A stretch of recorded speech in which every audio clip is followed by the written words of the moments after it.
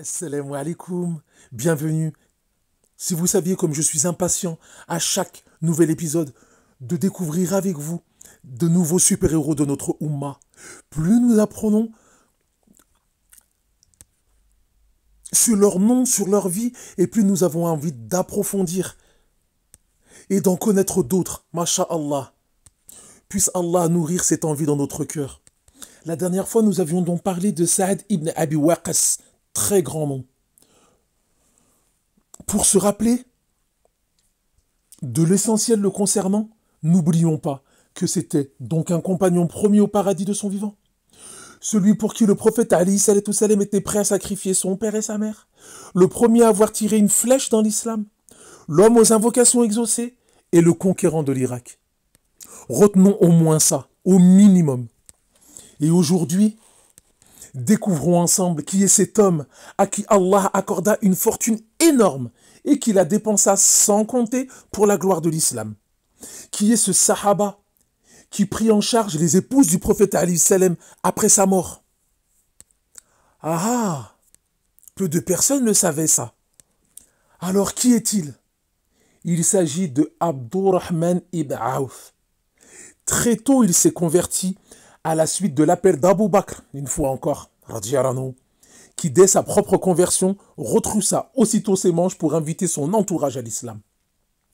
Après avoir émigré en Abyssinie en compagnie des autres musulmans, Abdurrahman ibn Auf revint à la Mecque après qu'une rumeur au sujet de la conversion des Mécois se soit propagée. On en a parlé précédemment.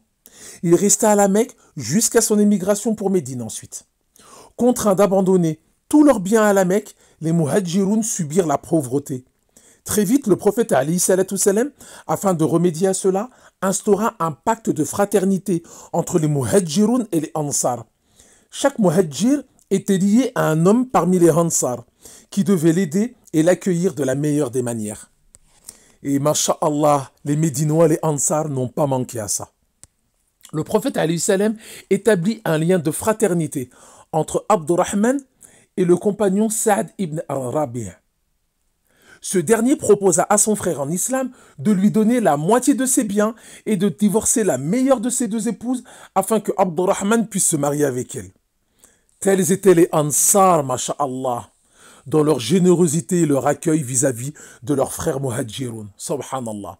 Allah a dit à leur sujet dans le Coran, dans le verset El-Hashr, au verset dans la surah El-Hashr, au verset 9, ils aiment ceux qui émigrent vers eux et ne ressentent dans leur cœur aucune envie pour ce que les Muhadjiroun ont reçu. Et ils les préfèrent à eux-mêmes, quitte à subir la pauvreté. Allahu Akbar. Quel mérite ont les Ansar. Ils sont un parfait exemple de l'application du hadith du prophète alayhi salatu wassalam.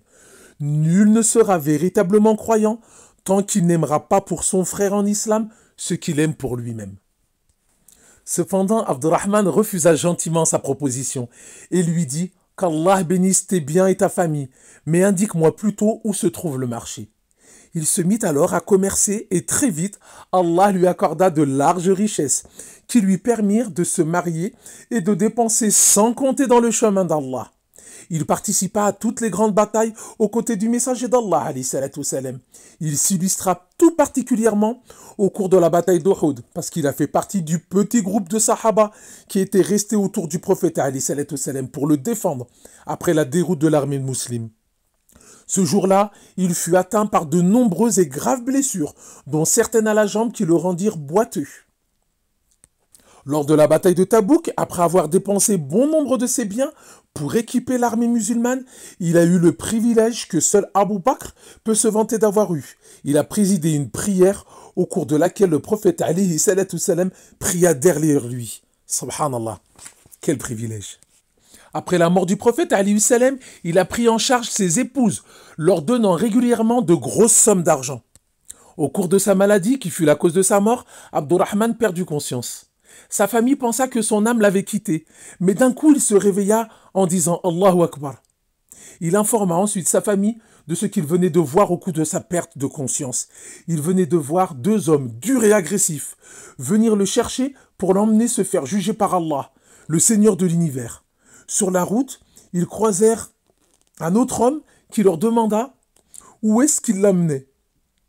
Ils l'informèrent et ce dernier leur dit aussitôt « Ramenez-le d'où il vient. Il fait partie de ceux qu'Allah a prédestinés au bonheur et au pardon depuis le ventre de leur mère.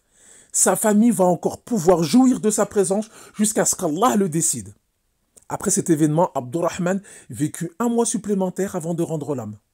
Il mourut en l'an 32 de l'Hégire, sous le califat de Uthman, et il a été enterré à Médine. Qu'Allah soit satisfait de lui. Radiyallahu anhu.